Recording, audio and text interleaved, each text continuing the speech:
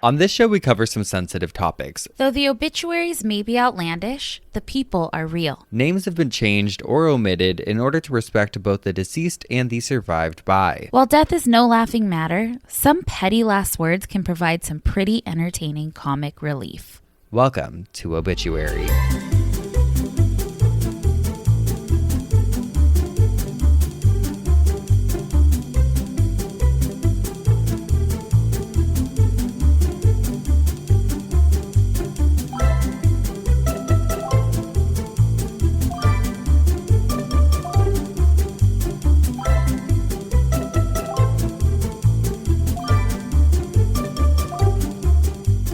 Welcome back to Obituary. I'm Spencer Henry. Je me sais... No, never mind. Damn, girl. And I'm Madison Reyes. And I didn't go to Paris. You almost got there. So close. You were what? 45 minutes. Okay. So fill us in. Well, it's not funny. It's sad. It's terrible. But it's, you know, we were texting, laughing yesterday because leading up to it, I have, you know, the past two episodes like leaving for Paris tomorrow. It's like, oh, Austin, bonjour. Our editor edited you in videos that I'm sure will have already been out, but like little shorts like oui, and you have like a baguette and a beret, and you're like, oh, I'm going to Paris. Didn't quite make it to Paris. Okay, so yeah, I was like, I guess kind of an obituary centric week. Tell you guys a story, fill you in. You know everything about my life anyway. We did make it to London. Mm-hmm. We leave Friday night from Nashville. We get to London. It's only a 7-hour flight, which is crazy. So fast, so much faster than when, you know, LA to London or whatever. It was great. Landed, did the day, had fun, went to bed, just exhausted, jet lagged, crazy, everything. I wake up at like 4:30 on Sunday because it was Saturday my time. Yeah. And I have all these texts from my family, missed phone calls, family emergency, please call me. Which is so traumatizing. Well, I have PTSD because I've done this a few times now. Yeah. Oh my God, what's going on? And I called my little sister Ella because she was like, call me when you wake up. I'm still awake. And I call her, and unfortunately, my sister's father-in-law, Brad, passed away on, I guess it was technically Friday night. Or Saturday. Yeah, Saturday. I don't know. The times are all weird. It's different, which was shocking. It was out of nowhere. It was not expected. Obviously, I'm not going to go into the details of what happened, but it was shocking. Yeah. My dad was in Italy, I think, about to go to Paris. And then my whole family, my sister, her husband, the kids, they were supposed to meet us in Paris. They were supposed to fly out on Sunday to go to Paris. And so this all happens the night before. Obviously, we're like, oh my God, you know, this is horrible. But we were in London. And so then it was trying to figure out, obviously we're not going to go. Like my whole family had been planning this Paris trip for months, and we're not going to obviously go to Paris on this trip without. You wouldn't feel right. You would feel like, what am I doing? I just would never do that. Especially your family is so close. Yeah. And Brad was such a fixture. I mean, I remember him being at our shows, like our show, you know, like he was just such a solid guy, like the type of guy who you could see him and then a couple months later when you're talking to him, he would ask you about something that you spoke about a couple months ago. Like he was so great, such a good guy. It was so sad. Yeah, it wasn't a question of do we still go to Paris? It was like we just landed in London. Now we have to go to San Francisco because like I want to be with everyone, obviously, and support everyone. And I think, you know, Paris will always be there. You cannot take back those moments. And I know how important it was to me, like when people showed up for me after my mom died. And so the soonest we could get out to San Francisco was, I think, ended up being on Tuesday. Tuesday morning or whatever. So it was now Sunday. So we did have some time in London, and we made the most of that. Like, we ended up going Didn't you do like Jack the Ripper? We did a Jack the Ripper tour, some dark tourism, which we've talked about. We also, what else did we do? We went around and saw everything. We saw Buckingham Palace and like all of that, which I thought was really cool. I looked at your location and I saw your little thing moving. Just moving around, just watching me. Yeah. My favorite thing that we did was the champ had signed us up to do this tour of the Spencer house, which is Princess Diana's family. You know, she's Diana Spencer. Oh, yeah. Super old house, like century, you know, and wonder how much that thing costs. Oh, honey. We've been on Zillow, honey. We've been Zillowing. Yeah. We've been Zillowing. But it was really cool, and I love seeing I think the cool thing, especially about just old houses, is how much character went into them, because it, like, now you look at Zillow, right? We're such Zillow-philes. We're looking all the time, and it's like every house now, it's like, okay, it's that white marble slab kitchen island and the light pine wood floors. And it's 200 square feet, and it's $1.5 million. Correct. Yes. If you're lucky, you will be outbid. With a 10% interest rate. Yeah, and they're paying cash double what the asking is. Yep. So anyway, but I love just like seeing all the unique things like at the Spencer house. I'll show you my favorite thing. I don't know why I was like so fixated on these, and it was giving me so much inspiration, because I'm like, when we do buy a house, it's like I do want to do things to like personalize it and like make it more unique. They had all these S doorknobs, which Austin, I'll send the picture to put it in the video. Oh my God, cool. And I'm going to do that right now so that you don't put in the text. He didn't send me, he didn't send me the picture. Were you like, this is so cool. This is my name. Yeah. I would feel like, wow. I was like, oh my God.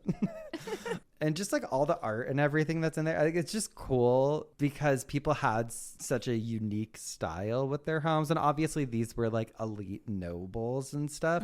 But even I feel like when you look at like old craftsman houses or whatever, like you see all of these details or like these little personalized things. And like, that's what makes a house a home. Yes. Yeah. Like a little, remember we talked about coffin corners in like old Victorian homes, like little alcoves, and like that is so special. The character. Yeah. I don't want to live in a little Minecraft box, you know? No, like, and that's everywhere now. I feel like, unfortunately, like we see that in LA a lot, in like Southern California. And then here in Nashville, it's even worse because they're just like. Oh, the tall skinnies, right? The tall skinnies. They're literally just like these tri-level homes that are shiplap and either white or black, and they're so thin and so tall, and then they'll be next to the most quaint little brick home that's so cute, that's probably gonna get knocked the fuck down, so that they can put 4 of them on this little lot, and it's just bizarre. I hate it. I know this is not an original concept whatsoever, but Spencer, well, first of all, you and I during the pandemic, we would go with our masks outside and walk the neighborhoods that we loved, and we would give it a rating, a 1 to 10 rating. Yes. Every single house. And mind you, we were in rat infested apartments and whatever. We had no business. However, we do have a good eye for that shit, and we do know potential. I would love to do a real estate podcast, a Zillow podcast, a Redfin, whatever. Absolutely. I mean, maybe that's something we can do as a segment on Gossip Bridal or something. Oh, yeah. Once we're together in person again. I mean, what if we just vlog it? Oh, look at this house. Oh, what did they do? Why'd they paint it that color? That I'm knocking on the door. We give out little ratings. Little monsters. Dude, we need to, because the problem too is I've thought about that here too. Obviously, I'd rather do it in person with you. Yeah. So, you know, whenever that is, we'll see. But the issue is like I hate, this is a pet peeve of mine. Once you get on like real estate reels and stuff, and they'll be like, DM for info, DM for price. I'm not fucking DMing you, because that is annoying to have to do. And then you know that I'm interested. You're going to bother me. I hate that shit. I know. I just screenshot and reverse Google search always, and I always find the house. Yes. But I'm like, we need like more transparency. And I literally posted yesterday, I wish you could comment on Zillow. Yes. Zillow needs to open up their fucking comments because people need to know. People need to know, like, girl, fuck you. You bought this house last year totally for $800,000. You put in some fucking vinyl flooring and painted it white and put black framed on the windows. And now you think you deserve $700 extra $1,000? Girl, suck a fart out of my ass. Now you think you're God's gift. And you know what? Please. I know we need to level the fucking playing field. It is so wild. That should be the podcast name. Oh, please. And it'll be, oh, please, the real estate podcast. Mm-hmm. And we're going and we're clowning. Mm-hmm. We're clowning on everyone. We We'll are. get a film crew. Austin, pack your bags. You're coming to California. Yes. We need a film crew, and we're gonna walk around and let people know. People have it, because these people. I want to rip them a new one. Oh, we would have an army behind us. Do you know that? And we're not trying to shit on people. There's a lot of people that are selling higher, I think, than what their house is worth because everybody else is. And if they want to buy something else, they have to be just as competitive. That is different. It kind of fucks everybody else. But it's also different than a corporation 100%. or some fucking rich asshole coming in and buying a house in cash just so that they can do the bare minimum and then completely overcharge for it. There was a house that was bought a month ago in my neighborhood. Quick flip, right? Quick flip. It looks great. Very cute. It wasn't like the modern farmhouse, white, black, gray, whatever. So that was nice. They kept it cute. A month later, it goes on the market for $250,000 more than they bought it for. And it's like, girl, what? There's a place in hell. Yeah. Place in hell. I know. So anyways, we're starting a house flipping business. Yeah. And you know what? Same goes for funeral homes. Keep them with character. I don't want Please. these. Yeah. We don't need a modern funeral home. No. I want, if it needs to be, red rugs, red rugs, carpeted. Red rugs. A pinky mauve paint all around. Wallpaper. Yeah. Yeah. Just keep it. Keep it. Keep it old. Keep it old. Yeah. Keep it old. Fully. I agree. And keep it old. Oh my gosh. Okay, wait. While you were gone, I had a really good conversation with an older woman who I love, who's near and dear to me. She's a family friend. And she and her husband are donating their bodies to science after they die. Yes. And she was telling me everything, the whole process. I think she's doing it through UCLA. And I was telling her how my niece was in the cadaver lab always during school. And she was like, because I don't know, her major is like speech. I never fucking get it right. I'm sorry. Anyway, but she learned so much better on a corpse because she was able to pull back the vocal cords and see how they work, like just all of it. And so I was like telling her that. I'm like, are you cool with like all that? Like, I love it, but like, do you know the ins and outs? She's like, she leaned over to me. We're at a little kid's birthday party. She leans over to me and goes, I don't care if they fuck me up my ass. Well, honey, we've talked about some funeral homes before, and that just might happen. I love that. She goes, I really don't give a fuck. She's like, if I See, can I help. love that mentality. I know, so I do love I. that, like, girl, I'm dead. I You know. think I fucking give a shit? Hell yeah. I The do, more because the I'm merrier. insane. Like, I don't want anyone to see me naked. Unless I'm, like, in a really good place. Yeah, fitness-wise, I know. Then, honey, if that's the case, if I have abs at that point, put me in an auditorium. I want to know what like rigor mortis and like, you know, all the whole thing does to like stretch marks, like because I've got, you know what I mean, like That's a stretch good marks thing or to look weird into. moles or I want to know, because if it plumps them up, makes them look good, put me in the funeral home window. Yeah, girl, let them drive by. Yeah. I want to honk and a whistle. Drive by all my haters. Put me in that like Pope mobile. Yeah. That thing's naked cool. and just drive me around town. I love it. Oh my God. I love that. I know. Don't you love that? It's like refreshing. I do. Well, speaking of funerals, we need to get into it. Oh, yeah. To some assholes. Oh. Oh, speaking of fuck me in the ass. Yeah. I do have some Am I the Assholes for us. And this first one says, am I the asshole for prioritizing my daughter's recital over a funeral? Okay. My daughter, 5-year-old, had a dance recital on a Saturday. Hold on. She's the asshole. What? No, hold on. I went to a dance recital on a Saturday for my niece. And it was killer. Okay. Was it fun? It was so fun. She is so good. I looked and I know, like, okay, everyone's great, whatever. She came out of that and I handed her flowers and I said, it was Cookie. I said, you are a star. I said, you're the best one. Cookie has star power. Yeah, she does. I'll say that. Like, I know you're not supposed to say, like, you were the best one, but I was like, Cookie, you were the best one. Everybody else blew him out of the water. Mm-hmm. Well, this person's daughter, who's 5 years old, had a dance recital on a Saturday. And her dance studio scheduled everything a couple months ago, so my husband and I were prepared to attend. I'm not wearing my ring. I took it off I take it off at the gym when we're doing like stuff with barbells and stuff. Otherwise it like cuts in. Uh-huh. Whoops. Everything's fine. So this couple, they're going to their 5-year-old daughter's dance recital, and it's on a Saturday if I missed that. Her dance studio scheduled everything a couple months ago, so my husband and I were prepared to attend. Last Wednesday, my father informed me that his mother-in-law, his wife's mother, oh yeah, it's her father, not her husband. I was like, I'm so confused. Okay.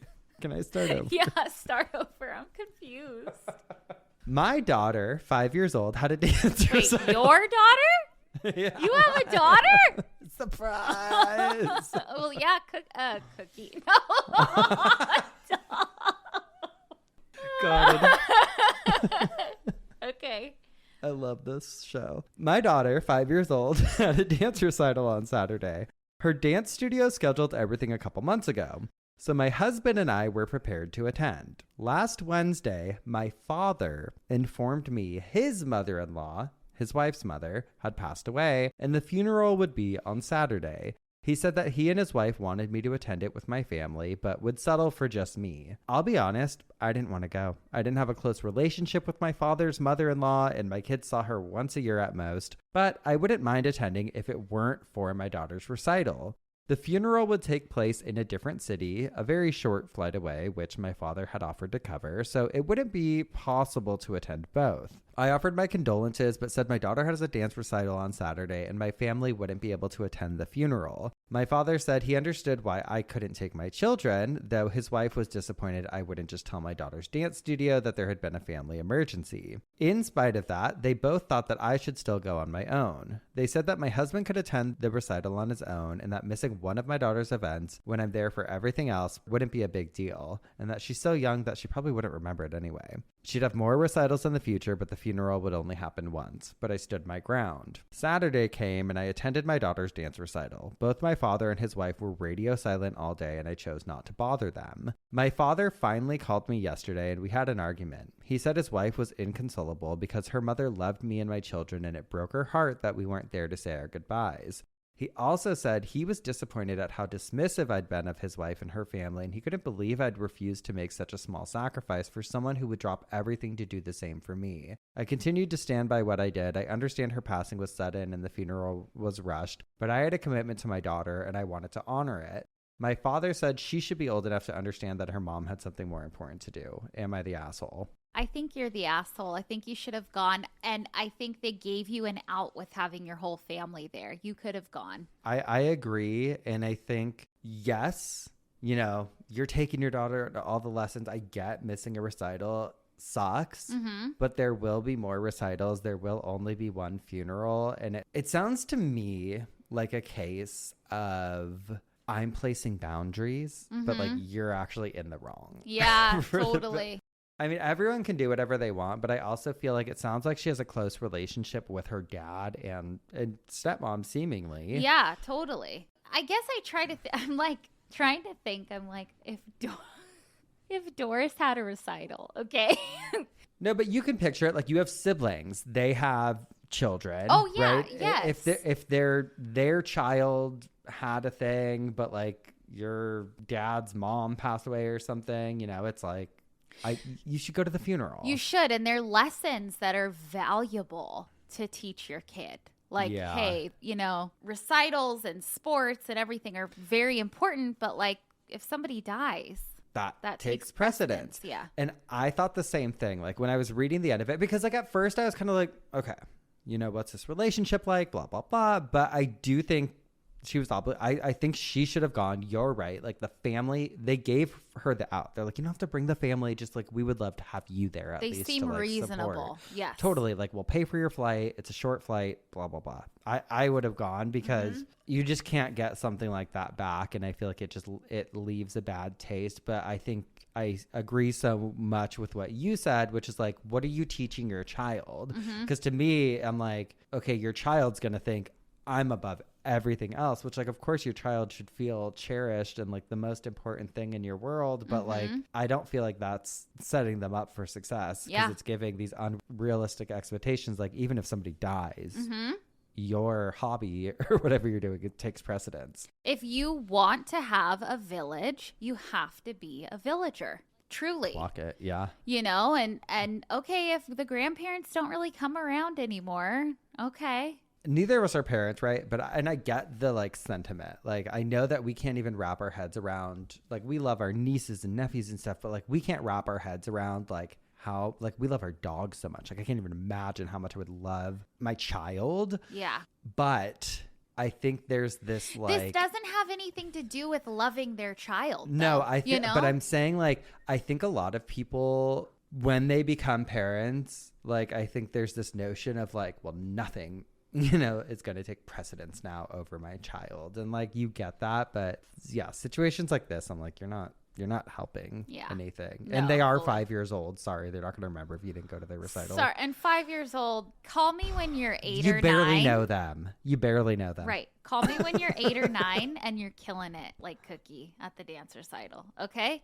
Yeah. 8 or 9, that's when Are they even a good dancer? That's when they start hitting their stride. Yeah. Yeah. Unless she's winning championships at 5 or, like. Yeah. Please. All right. This next one says, am I the asshole for not offering condolences to my husband's nephews for a 4th time? Oh, no. I could tell this person was probably just mad. Yeah, fed up.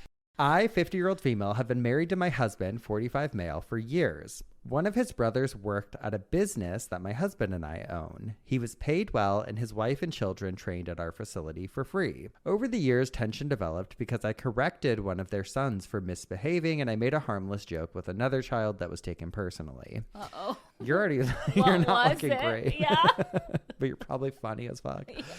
Instead of discussing their concerns with me, they held on to resentment. I later learned that they expected an apology, but no one communicated that directly at the time. Eventually, they left our facility, and when they did, they spoke negatively about me, tried to damage my reputation, and encouraged members to leave.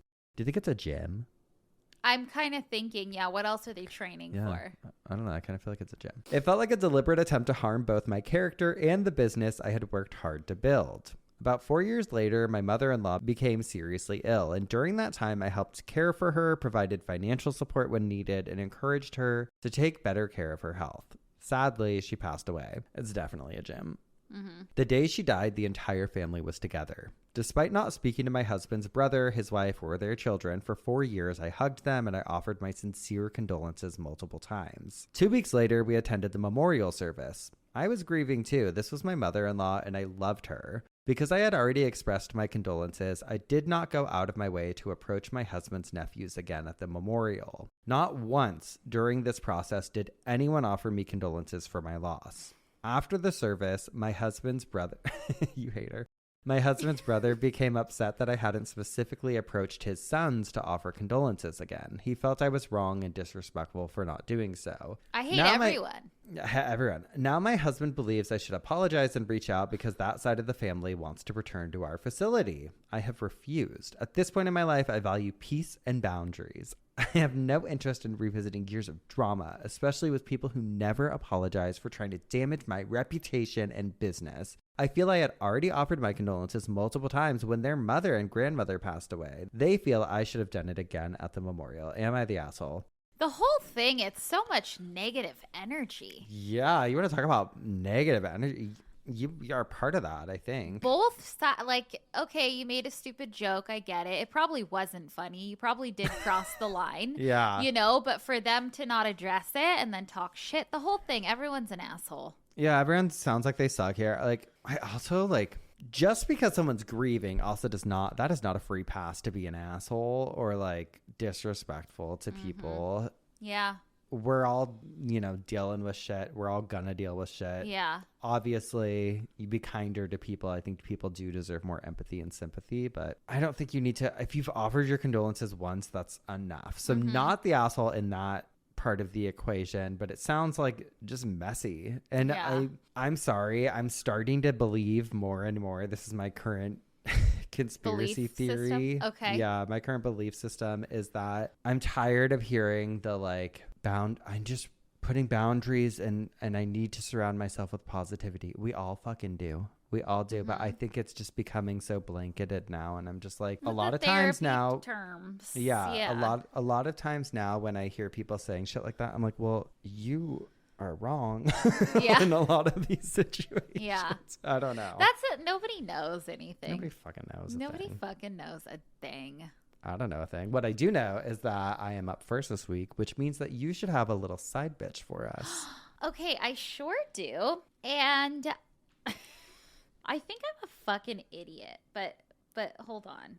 I'm just going to read this, okay? Okay. Hell yeah, girl. Get it. Okay. This is from the Leavenworth Post. Monday, December 27th, 1915. 'Twas a sad, sad ending. Shunned and forgotten when the world is filled with Christmas cheer. Shote left to die without medical aid. At 7 p.m., December 26, 1915, fourth son of Mr. and Mrs.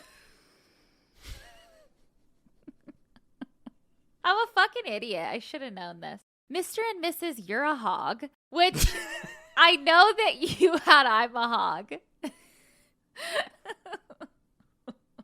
Haymarket Square, Leavenworth. Funeral arrangements not completed. It was truly a sad ending. While the world in general was celebrating the most cheery season of the year, he, the fourth son of the proud parents, was left to die and without medical aid. He died a martyr for the cause. About 2 weeks ago, humans picked him as the one of 4 that should die for the sake of science, and he went to his end bravely. During the 2 weeks, he gradually grew weaker and was unable to eat the good things which were provided for him and his 3 healthy brothers. Death was due to cholera. And so I started Googling. I'm like, was there a time where people voted if someone had cholera to like die? And so I was up on the Google, like looking for this shit. And then I revisited and read further on. And it says his 3 surviving brothers are to be sold at public auction on Thursday of this week when the Leavenworth County Farm Bureau will conduct a sale. Okay, and then I Googled what a shote was, and it's a little pig. It's not a real person. It concerned me. I was like, oh my God, this is great. Like, I'm going to find a coffin spinner. No. This is the Hunger Games. This is a pig. This is a little piggy. Damn, girl. I know. Sad. Well, you're going to hear about some big bitches in my coffin spinner today. Okay, let's get to it. Let's get to it. But first, we got to take a quick little break. So we're going to do that. And then when we come back, I'll tell you what had me spinning in my coffin this week. Alrighty. We'll be right back. And we're back. Spencer, what had you spinning in your coffin this week? All right, girly. GEOFFS. As you all know, back in April, I believe it was, the champ and I went and stayed for a week in a cabin in Blue Ridge, Georgia. Yes. And there was just so much there, but it's so beautiful. And there also happened to be a Bigfoot museum there, which I know I talked about on the show. Yes. Well, after our recent... Wait a second. Yeah.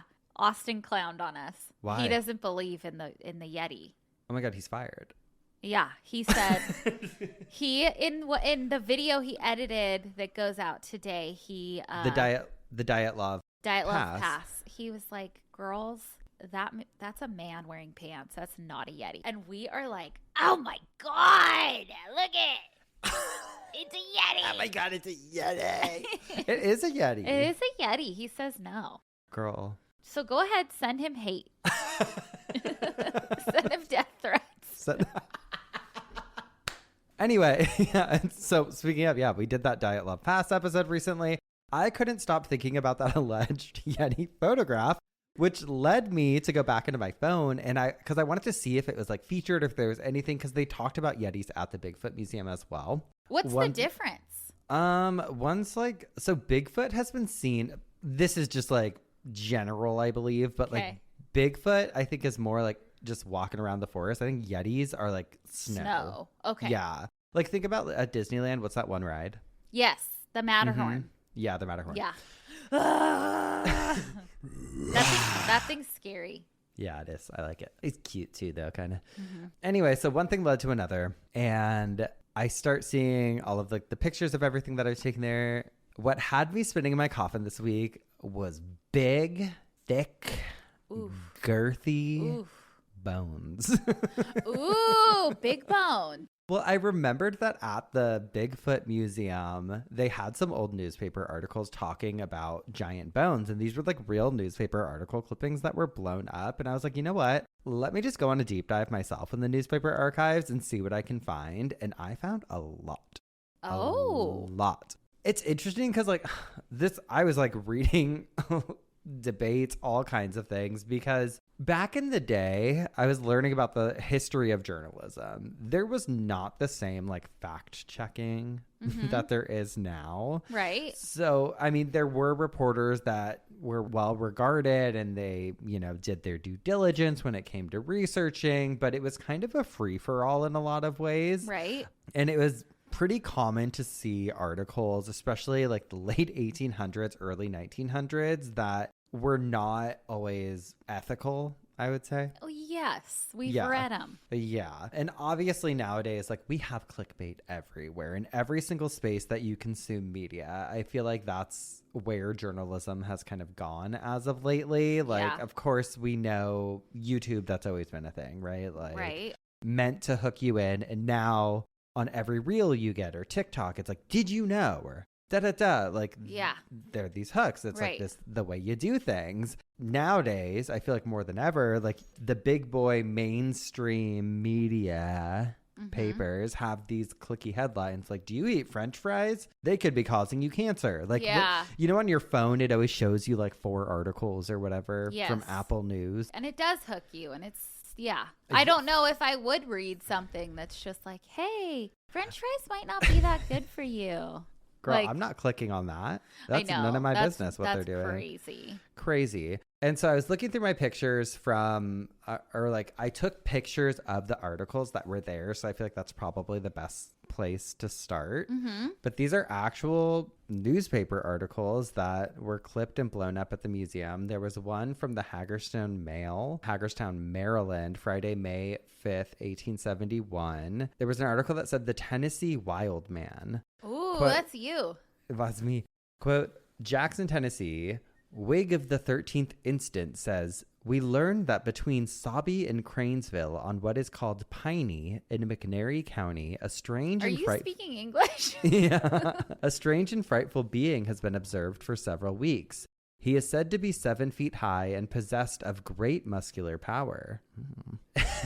We're interested. Love. His eyes are unusually large and fiery red. Love. Ooh.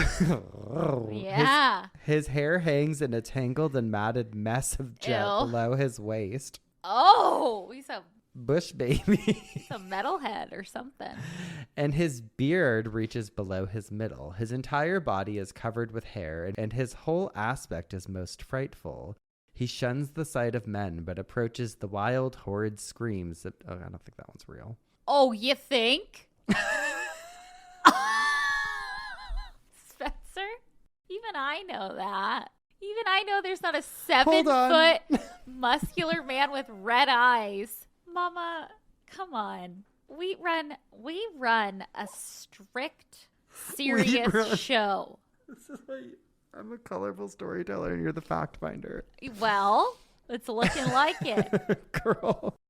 Okay, well, anyway, so maybe there was some, maybe the articles at the Bigfoot Museum aren't real. This just did. Okay. I did find real ones from actual newspaper archives, so we could just forget that. Actually, let's move on to the real news that was being reported. Okay. I'm crying. After you just told us journalism was so wild, too. It was. Okay, Mama. It was. Okay. This is real from the Rockford Daily Republic, Friday, April 29th, 1921. It said, human giant bones found. Okay. Morris, Illinois, April 29th. Discovery of a gigantic human skeleton on the Hogue Farm west of Mount Carmel Cemetery has given rise to speculation as to the type of men who once inhabited this region. The skeleton was found in a gravel bed. The skeleton was about 4 feet below the surface and was in a sitting position, which I thought was so weird, the hands folded across the lap. Oh, God. Okay. It is estimated that the man was more than 7 feet in height. The arm bones are twice the average size. The thigh bones are 4 inches longer than normal, and the ribs are as large as those of a young horse. Oh, wow. Okay. Big guy. Big guy. I learned that there were a lot of ancient civilizations believed that prior to like humans as we know them now, there was a species of human that were giants. I was going to ask you, do you believe that? I kind of do. I think it's very plausible that that could be the case. Mm-hmm. I also think dinosaurs had feathers. Totally. Like could have. We don't know. No, they could have been covered in fur. They could have been, yeah, we don't know. Yeah. But yeah, and so in that case, they found this man and he was just in this sitting position, which was so strange.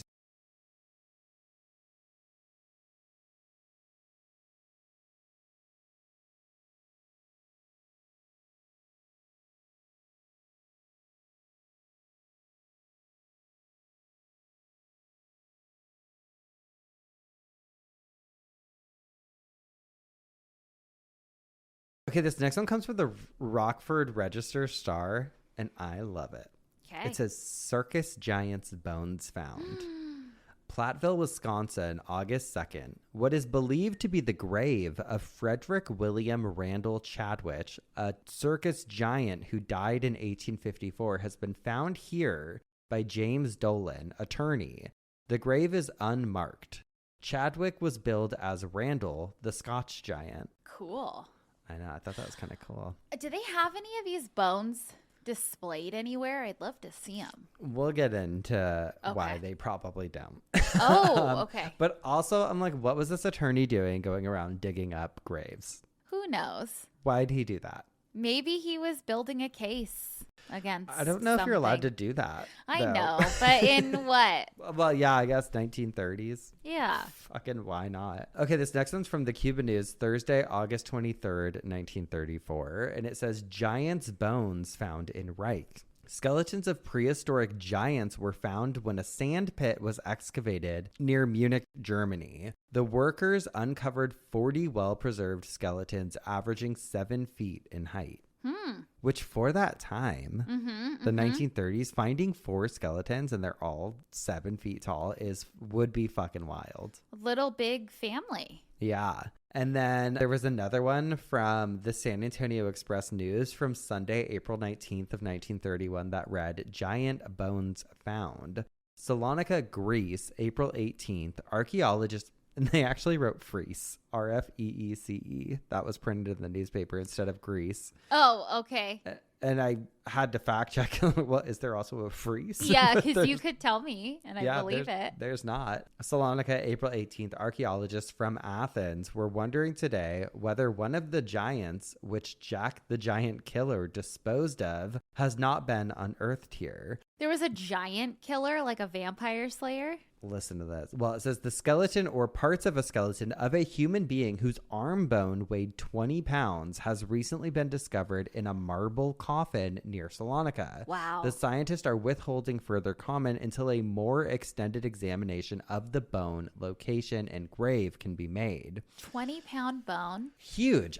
I'm like, okay, who the hell is Jack the Giant Killer? Who's Jack the Giant Killer? But also, growing up, you'd hear like, no, they're not overweight. They're big boned. Some people really do have big bones. 20-pound bones? That's no joke. That's no joke. Okay, Jack the Giant Killer is not real. I'm really questioning everything right now. Okay. When it comes to our intelligence. Because I read that and I'm like. It took you 200 and something. Well, it would because, yeah. We've done how many episodes? We've done close to 300 episodes by now. Yeah. And you're just now questioning it. Yeah. Okay. Crazy. So I looked into it, and Jack the Giant Killer is a trope. Okay. And it's like a common, I guess, fairy tale-esque thing. That, folklore. Yeah. Okay. Yeah. Didn't know that. Okay. Didn't know that. Because I thought, I'm like, was there a giant killer? Like, was there a guy going around killing giants? It wouldn't put it past anybody. There's people that do that. Yeah. To this day. Yeah. Girl, I don't know. I'm just saying I'm agreeing. I'm agreeing. You'd say whatever. And I'm like, yeah, she's right. There's people that do it. You can't disprove it. Yeah. Suck it. Yeah. Oh, well. I did write this coffin spinner extremely jet lagged on an 11-hour flight. So okay. I don't know what's going on. I had a crazy dream last night about a plane that crashed into the ocean. I was in Europe somewhere. I know. And it was a Southwest flight. And I don't think those are supposed to be in Europe.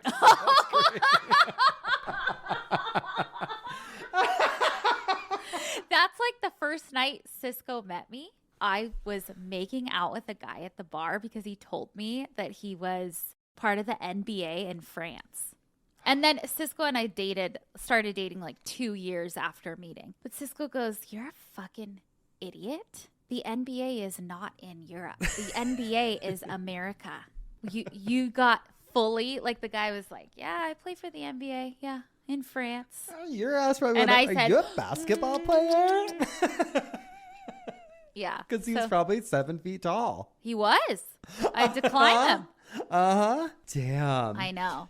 Well, I had a dream the other night that hot dog got high. Like, yes. Hot dog was like, Wait, I need to finish my dream. Oh, sorry. So the plane crashes into the ocean. I'm right by the ocean. It crashes into the ocean and then all this water. I don't get wet. And I'm like, I need to get the fuck out of here. So I get on a freeway and I'm in the Sprinter van. Okay. And a little kid throws a Molotov cocktail on top of the Sprinter. And I am freaking out. This is better than my coffin spinner, so keep going. I'm trying. I'm freaking out. And I am like, this thing's going to explode. Because...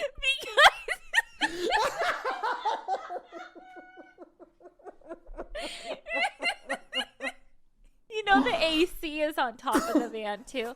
So I'm like, this thing's going to explode. Like, fuck. And so I tuck and roll out of the van. And the van... Not the tuck and roll. I'm fine, too. I'm fine. Yeah. But, this is a girl who didn't get wet when a plane crashed in the ocean. She's good. I'm fine. I'm like the Bourne Identity or something. Like, someone's after me. Okay. I watch the Sprinter van careen into a pile of hay. Okay? And then the cops show up and are like, oh my God. And they're looking in the Sprinter van for a body. They're like, oh my God, like this is terrible. Oh my God. And things are on fire and they're looking. And I am standing behind them and I'm like, I'm right here. I'm fine. I'm totally fine. I took off before it like started going. And then my alarms went off and I woke up. This was that is a couple hours ago. Oh my! This is today. Yeah. Oh my God! I've had a stressful day. I'm picturing it's someone's first time listening to this podcast, and they're like recommended to it, like, "Hey, when I was grieving, this podcast really helped me," or whatever. I'm having full action movies in my dreams. Well, I need to finish mine too for the GEOFFS who didn't see my story. So I had a dream. This was 2 nights ago. Oh, this is the best. Well, actually, 3 nights ago, I had a dream where I was laying in bed. There was like Hot Dog's little hairs. She doesn't shed a lot, but she'll leave little hairs sometimes. And I was like scooping the hairs together, and then it became Hot Dog. Oh, cute. It's cute. And then my dream the other night that I posted about was I woke up and like Hot Dog was being kind of weird, like extra sleepy. And then I was like, oh my God. And I knew in my dream that Hot Dog regularly, this is my dog, took 1 milligram weed gummies. Yeah. Like that was just something she did. Yeah. Yeah, she would to take the edge off. Yeah. Because she's stressed. She's like, yeah, she is. But then in my dream, I found out that she had taken a 5 milligram gummy. And so she was zooted. And I'm like, Hot Dog, why did you do that? And she's so sleepy though. I'm just like picking her up and like setting her down, and she's just kind of like melting, you know. And then I'd like, if I went into a different room, because she likes to follow me everywhere, I'd like pick her up and I'd like bring her and like had to carry her all around the house. But it was so funny. I woke up and I told her. Yeah. Like I literally woke up and I looked at Hot Dog and I said, girl, I had the craziest dream last night that you took a 5 milligram gummy and you were weird. Oh, remember? And I started doing this because after you did it, but you would always pick her up so she could see the tops of things. Oh, yeah. You're like, she doesn't get to see, like she's so little. Whenever we move, I always... Now I have to do it with Frankie's fucking big ass too. Yeah. But whenever we move, I want them to know everything in the house. See I'm it like, all. they live here too. I don't know. So like I lift the dogs up and I like will walk them around my house and be like, okay. And there's just cabinets up there. We don't put anything in there. Yeah. But like, look at that crown molding. Sometimes it's a mystery. I know. Fully. You know? Could you imagine? No. We're the giants to them. Yeah. And speaking of, my coffin spinner was about giants. Yep. And so there could have been giants. Absolutely. There are many articles. You can look it up if you don't believe me yourself. There are many articles in the newspaper archives talking about giant bones or bones of giant found. And there were definitely cases where someone was like 7 or 8 feet tall, which is so rare, but like it happens. Mm-hmm. And so, you know, that would be a startling discovery, especially back in the day, whenever it was shorter. But what would often happen 7 feet isn't that crazy. They're watching the playoff, or no, what is it for basketball? The champion? The NBA. I don't know. There's a guy on the Dallas Spurs that is really tall, 7 feet something. There's, you know, there's lots of athletes that are like close to 7 feet tall. No, more than 7 feet. Yes, but I'm saying back in the day it would be like, it's more of a rarity regardless. Yeah, no, fully. And so that did happen sometimes, and it would make the papers, but also they a lot of times found things like they would find like a giant femur or a giant rib bone. They would believe that it was from a human, but then later it would be examined by scientists and they'd be like, no, this actually like was a mammoth rib or something. But it was just what they thought. So they reported at the time that they believed it was human. Right. And it's so wild because I picture like the average Joe just sitting down, opening up the Sunday paper, and it's like giants remains found like that. I know. That'd be surprising, but I also love that. But I will leave us with this. In 2014, there was a story going viral on the internet with claims that the Smithsonian Institute, there was this big cover-up operation to hide the fact that in the early 1900s, they had demolished the remains of giants. In order to hide it from history. It's not true. Oh. That was just a rumor that got started online. I have an article from Snopes. Okay. I mean, who knows? The claim, it says, is that the Supreme Court ordered the Smithsonian Institution to disclose that it had destroyed several giant skeletons in the early 1900s to preserve the mainstream narrative of evolution. But really this stems, I guess, from December of 2014, the World News Daily report published an article that was titled Smithsonian Admits to the Destruction of Thousands of Giant Human Skeletons in the early 1900s. And they said that, you know, there was this whole court ruling and blah, blah, blah. But it's not true. It was a satirical story that ended up, just for some reason, taking off. Yeah. And so then everyone was like, still, it's probably one of those things that you'll end up seeing online. Like, I feel like on Instagram, I always see things now where it's like, history facts unlocked or something. And yeah, it'll totally. say something. And then I'm like, that can't be real. And then you look it up and it's not. But I'm like, I'm not going to go I'm not here to argue with people online. I know. So. It's fully like you can't swallow gum. It'll stay in your body for 30-something years. Oh, that's true. It stays in your digestive tract. Yeah, absolutely. The enzymes are unable to break it down. Look it up. I'm just kidding. Oh, okay. I'm trying to get you, girl. Or also, you did an episode on like your hair and nails grow after you die, and that's not true. It's technically kind of true because wasn't it like your skin tightens and shrinks, but then so like the cuticle goes back, so it looks long, like yeah. But could they're you not imagine? Actually continue. Yeah. No. Maybe I'll finally have the hair I want before I die if it kept growing. Grow that bush. Oh, I know. They're gonna think you're Bigfoot. I know. Red-eyed, 7 feet tall. You guys haven't seen her in person. Big bone. In a while. She grew. Yeah. Next live show.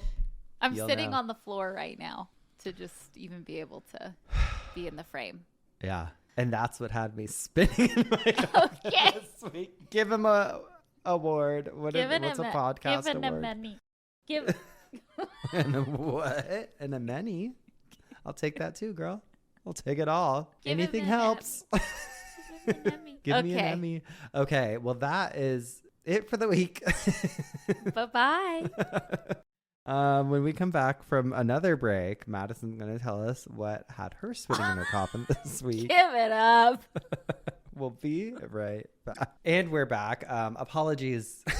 Apologies in advance for this episode. I'm having a great time. Me too. But I think maybe because we haven't recorded. I mean, we're on the phone all fucking day long, but I think because we haven't recorded in 2 weeks. 2 weeks. Yeah. We've just got the goofs. The giggles. The goose. Whatever. The goosey. Okay. Love it or leave it. Leave Love a review. It or leave it. Please. Who cares if it's bad? Comment where you're listening from. Yeah, watching YouTube. We're on YouTube. We're on YouTube too. If you want to see this magic in person. This masterpiece. Okay. Hey, Madison. Yes? What had you spinning in your coffin this week? A little British lady had me spinning in my coffin today. Well, actually, according to her, she wasn't always a little old British lady. She was once an Egyptian priestess. So put some respect on her name. Perfect. Okay. I already love this. I know. I love her. She's wild. I have such a story for you. And I know we've covered reincarnation here at the obituary headquarters. But we haven't told this diva's story yet, and I'm so excited. Okay, me too. Okay, her name is Dorothy Eady. That was the name she was given when she was born in this lifetime. She does end up, she's got she's got a past life name. She's got a new name, the whole shebang. So it's giving Gaia. Who's Gaia? that TV network. Oh, it's very woo-woo. The Gaia girls will get it. Yeah. Okay. I've probably made you watch. Yeah. Gaia. Okay. Mm-hmm. Well, Dorothy claimed that she had lived over 3,000 years ago in ancient Egypt, and she was a priestess, and she fell in love with a pharaoh, and it just gets wild and wild. She's been featured in numerous TV shows and documentaries telling her story. She's written books. She did die in 1981, but damn it, I was going to say I wish we could have her on. I know. She's left behind so much material. There's so much stuff written about her that we do get a good sense of her story. So I'm here to tell it. Dorothy was born Dorothy Louise Eady on January 16th, 1904 in Blackheath, London, England. And by all accounts, she was just like any other little girl. She was an only child. Her parents were Reuben and Caroline Eady. I read they were, I think, of Irish descent, but they were a normal working class couple. There was no reason for her to literally end up being like the most famous and controversial woman in the history of Egyptology. When Dorothy was 3 years old, something happened that did alter her life. So, according to her family, she fell down a flight of stairs. Exactly what happened kind of depends on what version of the story that you read. I've read that she was just knocked unconscious. I read that doctors believed that she was absolutely dead, and then she just miraculously came back to life. I've seen people say that she had a near-death experience. There's a bunch of stories about, all of that. We don't actually have medical records to say exactly what happened, but we do know that she did fall down the stairs, a flight of stairs, and was unconscious and then woke up. Okay. She got knocked the fuck out. We know that. You get knocked the fuck out. Mm-hmm. Oh, no. She did. And when Dorothy came to, she apparently cried, but not because anything hurt. She cried because she said that she wasn't home and she just wanted to go home. But she was in her home. Oh. So she kept begging her parents that she wanted to go home. It was very confusing.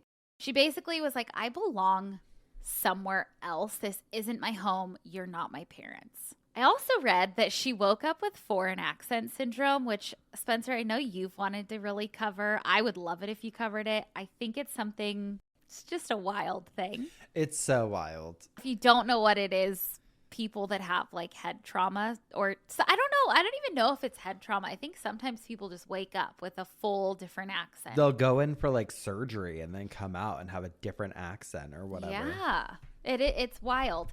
I did read that it wasn't distinct from anywhere, so nobody could say oh, she woke up and she just had, I guess she was English, an American accent or whatever. Yeah. Anyway, the late 1800s and early 1900s, everyone was obsessed with everything Egyptian. We've done mummy unwrapping episodes, Egyptomania episodes. Yeah. In the 1920s, they discovered King Tut. We've done episodes on that and his curse. And so alleged. So around that time, I think it was a few years after her falling, there was a big Egyptian exhibit at the British Museum. And so her parents are like, oh, let's take her. It'll be a fun family day. Well, she wanders around the museum and then she gets to the Egyptian area, the Egyptian gallery, and she takes off running through the gallery. She is mesmerized. She hugs the big Egyptian statues, kisses their feet, talks to them. Her parents are like, okay, what the fuck? She really likes this. But apparently she said something like, leave me here. This is my home. These are my people. The whole thing. I kind of believe her. Okay, we'll get into it a little bit more. Well, I guess I can say I don't know if I believe her or not. However, she never tried to convert anybody to a religion. She never tried to get people to believe her. She just kind of was like, this is my truth. Yeah. Which does make me believe her. Okay. Yeah. Her parents are kind of mortified and are like, what the fuck? So they're like, we gotta go. But she does see this photo. And this is what she was most mesmerized by. And it was a photo of the temple of Seti in Abydos. She was so fixated on this temple, this picture of this temple. But she was like, where are all the gardens? Where are the... she was looking at it and she's new. 6 at the time. She's like, where are the gardens? Where's all the beautiful flowers, the waterfalls, the whatever, she was saying. Because the picture was just of this temple surrounded by desert, which nobody thought much of at the time, but this will come up later on. So we'll revisit that. Okay. So after that visit, her whole world changes. She becomes obsessed. She's like, I found where I'm from. That's that's my home. I found where I'm from. So she goes down this rabbit hole. She reads every book she can on Egypt. She studies every photograph. She teaches herself to recognize and write hieroglyphics. She was even, I guess, expelled from her Sunday school because she was like challenging everything that they were teaching. And it was like a Christian Sunday school. She's like, that's not how it went in ancient Egypt. Yeah. And I think she was just fucking freaking people out. So she was expelled from that. She was like in a choir at like a girls' school, and there was a line in a song that said something about Egypt that she like refused to sing. And so she was causing trouble, but she was standing 10 toes down on her home. Okay, so she was also head over heels for a pharaoh named Seti. It's Seti. I believe it's the first because it's like I. Well, is that his... Because that was Seti's temple or whatever that she fell in love with the picture of. Yes. Okay. I'll tell you. So Seti was a real person. He ruled Egypt from 1290 to 1279 BC.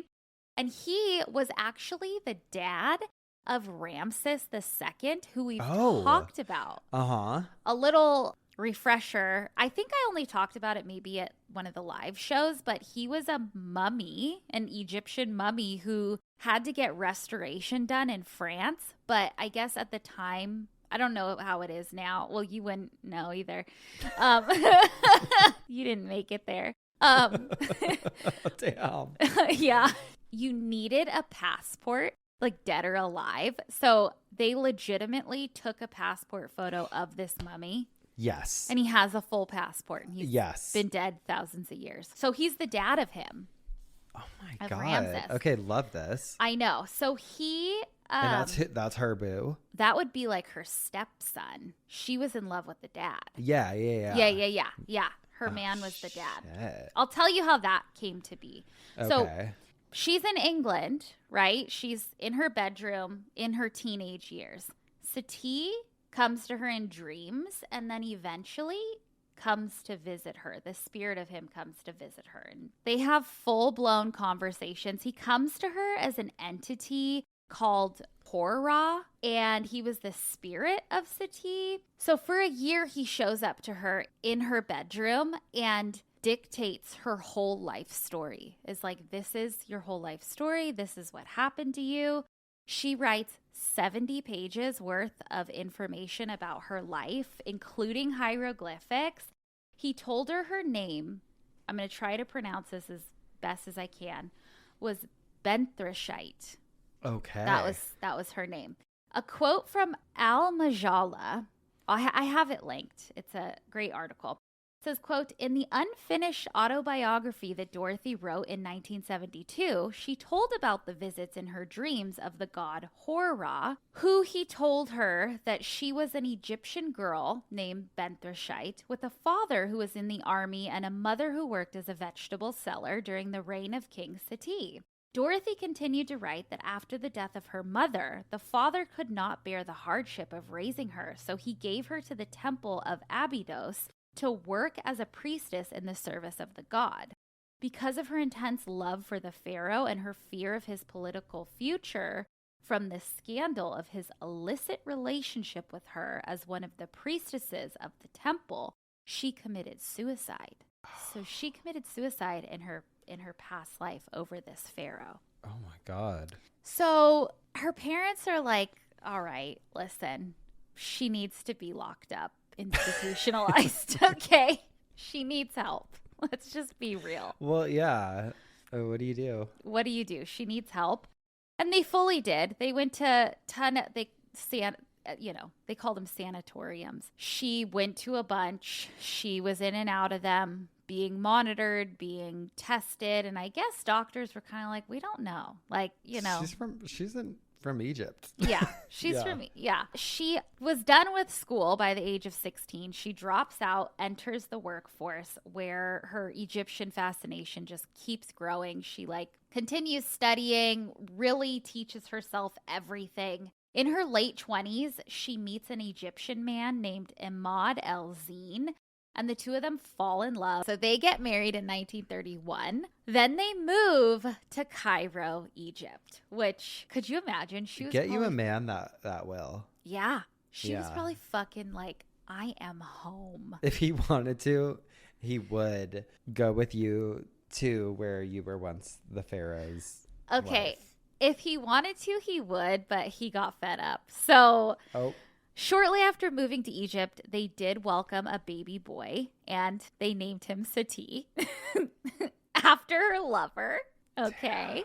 Okay. She was given the nickname, and this is an Arabic nickname, Sati, which translates to mother of Sati. And it's the name she went by for the rest of her life. So she's written about a lot, like as Sati. Okay. I call her Dorothy just so we know. So her husband was starting to get fed up with her, with all of her stories. She would have like random out of body experiences. She was freaking people out. He ends up divorcing her and he moves to Iraq and she stays in Egypt. I laughed at this TBSnews.com little quote. It says, "It is also known at the time that she often spent nights alone inside the Great Pyramid of Giza or placed offerings at the Sphinx, which caused the locals to both admire and be frightened by her." So everyone was like, who is this lady? Yeah. So up until now, I kind of laugh at the whole thing because this shit would not fly this day and age. This would have been something during the 2020s of TikTok that people would have been like, I was an ancient Egyptian princess in a past life. Ask me anything. Like everyone would have been like, I've always felt like I was too. Like, okay, so I guess it would fly. I don't know. I think of like, ma'am, you're a white lady and you're trying to say. It's like Kathy Hilton saying she's like ancient Chinese. She said that? Kathy Hilton. She said that? Oh, no. Yeah. She said that she talked to a street vendor. Oh, she used to be like a Chinese boy or something, right? They told her she was from like 500th BC, China. Yeah. It's like, ma'am, it's not going to fly. She believes it. She believes it. Okay, but whether we believe it or not, she became a really respected Egyptologist. So she goes and gets a job with the Egyptian Department of Antiquities, which is cool because she was completely self-taught. Like she never went to any university. She dropped out of school. That's crazy. Yeah. I know. But her obsession, because of it, she became really fucking good at everything. She could read hieroglyphics. She could identify everything. And because she already lived that life, in a past life, she started identifying shit that people didn't know were there, which is the crazy part. Okay, that's what gives me the like, whoa. I know. So remember that picture that she saw and she was like, where are all the gardens? Yes. Well, that was located in Abydos. She gets to move to Abydos and this is like in her 50s at the time. She gets the opportunity to work on that excavation of that area and of the temple of Sati. She gets to work on her lover's temple. Did they find remnants of a garden? She led them to remnants of a garden. Oh my God. I know. Not only that, which gives me the chills. Not only that, archaeologists wanted to test her.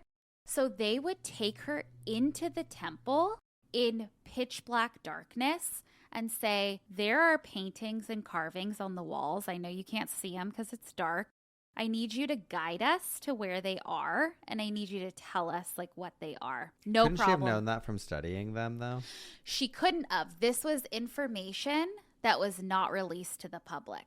Wow. Nothing was released to the public. Like, I don't want to be offensive, obviously, to anyone in that culture. Mm-hmm. This random white lady comes in and starts spilling shit. But I also fully do believe that there are certain people who did live past lives. Yeah. And like, how do you know that? Well, it's like when there's a little kid, right? And they're like, I was on the Titanic. This is who I was. Right. And I remember this. And I remember this day. And then they start fact finding. And it's like, it'd be easier for someone now. It'd be harder to convince people now because I think so much information is just readily available. Right. But I think shit like this, it's like she didn't have ChatGPT, girlfriend. She was just, she just knew that off the noggin. I mean, this was in like probably the 1950s, if she was in her 50s. And yeah, none of this information was made public. And until they, like, there's things that they didn't even know about that they found because of her. And so, and she, like, it was described like she, like, walked around that temple like it was her house. Like, she had been there a million times. She knew where everything was. Wow. I know. So that does kind of make me believe her. And again, it's like she wasn't trying to fucking sell anything. She wasn't like, join me.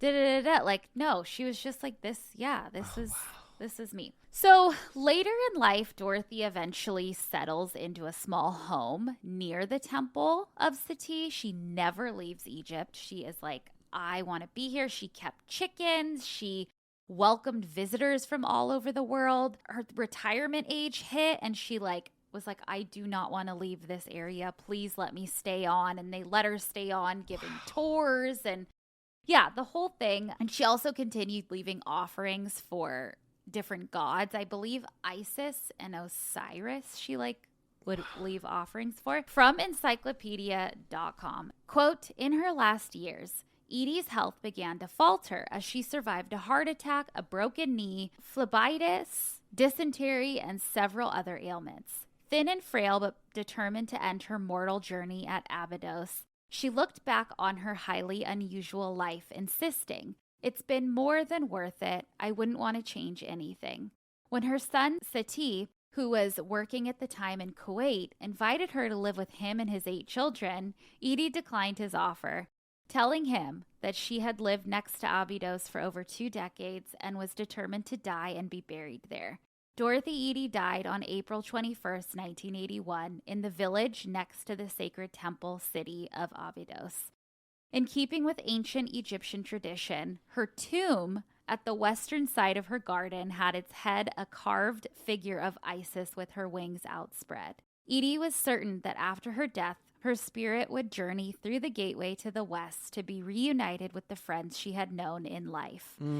This now existence had been described thousands of years earlier in the pyramid texts as one of, quote, sleeping that she may wake, dying that she may live. Oh my God. Brava. I want to great? Watch a documentary about her. There's great ones. Is there? National Geographic did one and she was in it and she's so cute. Oh my God. I want to watch it. I know. But yeah, she's just that girl. Incredible. I know. Love that. Crazy. Love that. Thank God. I know. I'm like, here's big bones. You're like, no, I love, honey, I love both of them. Okay. Well, speaking of incredible people, I have the obituary for an incredible person. And I actually saw this one floating around online, but I was able to track down the original article because I wanted to be able to cite it. It's from the Washington Daily News from Wednesday, January 2nd, 1924. And it says, clown who invented pink lemonade dead. What? Pink lemonade? Invented by a clown. No way. New York. Peter Conklin, famous circus clown, is dead at 82. Conklin invented pink lemonade. Here's the story. Conklin's circus stand ran out of water one day. He found a tub in a dressing room and filled it with water and mixed in lemons and sugar. An acrobat had just washed his pink tights in the tub. The color tinted the lemonade and it sold like hotcakes. No way. That's what it says. It's real. I love that so much. Isn't that crazy? That's so cool. I'm telling you, we can't invent shit like anymore. Can't do it. That's Cut to us next week. We're like, blue lemonade is the hottest. Purple lemonade, baby. Who do you got? Oh my gosh. Okay. I have a fucking infamous woman. Okay. It's from The Guardian.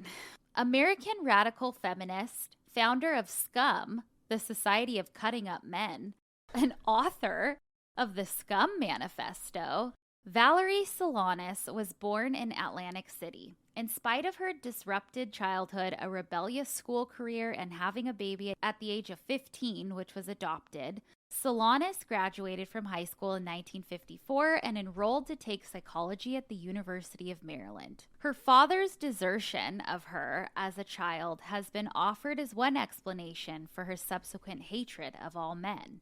She claimed to be paying her way through college by prostitution. Sorry, I know, outdated. But also had a job in an experimental laboratory where she found the scientific proof to back the theories put forward in the Scum Manifesto. That the male is a biological accident, an incomplete female with one Y gene, which is an incomplete X. She then enrolled on a master's program at the University of Minnesota in 1958, but dropped out early in 1959, claiming that there was nothing there of relevance to women and all the research places and professorships were for men. She went to Berkeley and took a few courses, which is where she started writing the Articulate, Angry, and Funny Scum Manifesto, which advocates wiping out men altogether, the self-propagation of women by test tube, and the stamping out of the patriarchal society in which passive women collude. This is something I didn't know. From 1960, Solanas lived on the New York streets, cynically selling her body, which she knew was a reliable source of income. She had always hoped that Andy Warhol would help make her famous by publishing her writings. Although, in fact, her plays were too outrageous even for him and his group. He gave her a part in one of his films, I, a Man, paying her $25 to buy her off.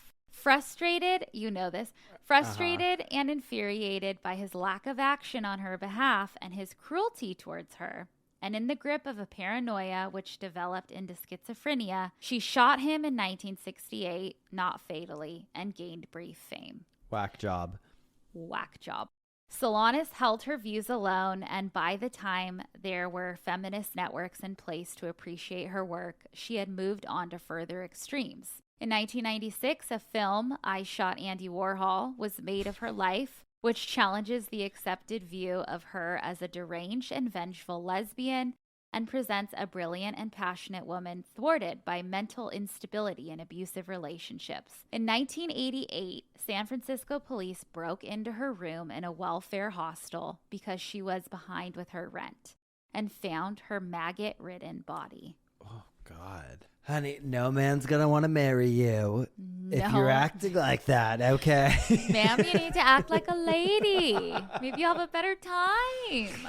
Damn. No, she was crazy. And one of my favorite movies in the world is The Factory Girl or whatever. It is? Yeah, I love that movie. I did not know that. Have you seen that? Yes.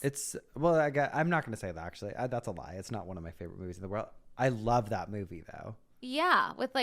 That's how we know Little Edie, I feel like. Like, our generation was introduced. Yeah. Not Edie Sedgwick. Edie Sedgwick, sorry, yeah. Not Little Edie. Not Edith Beale. That's true. That's true. That's what I think of. I know. Okay, Madison. Well, we have spun in our coffins. We have bitched our obituaries. Means it's time for some dumb ass criminals. Who do you got? I have one that just happened 10 days ago at time of recording. This happened in Arizona. This is from the New York Post. And it says, quote, "Hearts weren't the only thing racing. A diehard Love Island fan was caught speeding home at more than 100 miles per hour in Arizona so she could watch the newest episode of the reality show the moment it dropped on Tuesday. I get it. The woman, who wasn't identified, was pulled over when a highway patrol state trooper tracked her tearing down State Route 347 at a staggering 108 miles per hour, 45 miles above the stated speed limit. The speed demon told the trooper that she was trying to get home fast so she could watch Love Island, according to an arrest roundup posted by the Arizona Department of Public Safety Highway Patrol. Despite the driver's plea, she was arrested and booked for criminal speed and reckless driving, altogether missing the new episode. Oh, fuck. With all the spoilers, it is hard. It is hard. Don't fucking do that. But yeah, it's truly, I'm not as invested this season because I think it's boring, to be honest. Like last season and the season before had so many good characters. This one, everyone's just kind of blah, side character. But I get it. There's spoilers. Yeah, I know. You got to do what you got to do. You do. Can't drive 108 miles per hour, though. You are a dumbass, and you're a dumbass for giving that excuse. Yeah, you could have said that's anything. Crazy. I would have lied. I'm a nurse, and I gotta get to the hospital. There's a Molotov cocktail in the room. I gotta Honey, my Southwest plane just crashed in Europe, honey. You know, I know I'm not wed. It didn't work like that for me personally, but my fucking dog ate all these gummies. She's high as shit, son. And it's a pile. It's just a pile of hair. Googly eyes. God. Okay, I have a dumbass criminal who Dorothy Olmseti would be pissed about. Oh, tell me. This happened in February of this year. This is from the Daily Mail. Well, first of all, it says, the headline, I don't want to give it away, but it says, before police track down idiot thief after getaway mistakes. So, a van load of priceless Egyptian artifacts dating back to the time of the pyramids has been recovered after an alleged smash and grab at an Australian museum. Damn. A 52-year-old man pulled off the heist after smashing his way into the Abbey Museum of Art and Archaeology north of Brisbane early on Friday morning. He is accused of stealing an array of ancient items 3,000 to 5,000 years old, including a ring, a necklace, a tapestry collar, a mask, and the cat sculpture. They've since been recovered with only minor damage, although some could be beyond repair. It goes on to say, but it became apparent fairly quickly that this wasn't an organized offense. It was actually quite amateurish. Police will allege the man smashed a window to gain access to the museum about 3 a.m. before fleeing the scene with artifacts worth a lot of money. He was caught on CCTV. He was in a Toyota van, and then that was discovered parked at a ferry terminal the next Saturday, and they fucking find this guy. They located most of the artifacts, but then they found him, like, to question him, and he had this bag on, and he had the ancient Egyptian cat sculpture with him. They're like, yeah, that's our fucking guy. That's our guy. Fucking asshole. Don't do that with museums and shit. No. Leave it alone. We need to leave stuff for our kids to see. Yeah. What if? How else are they going to find out they had a past life? I know. True. Mm-hmm. Mm-hmm. I know. So. Well, we're going to let you guys off this crazy train right now. We're letting you off the hook. We're letting you off, man. 2 hours of your life you'll never get back. I know. My God. But we'll be back next week for some more coffin spinners. And obituaries. And dreams. and dumb. Cooties. Dumb. Ass. Criminals. Goodbye. Goodbye.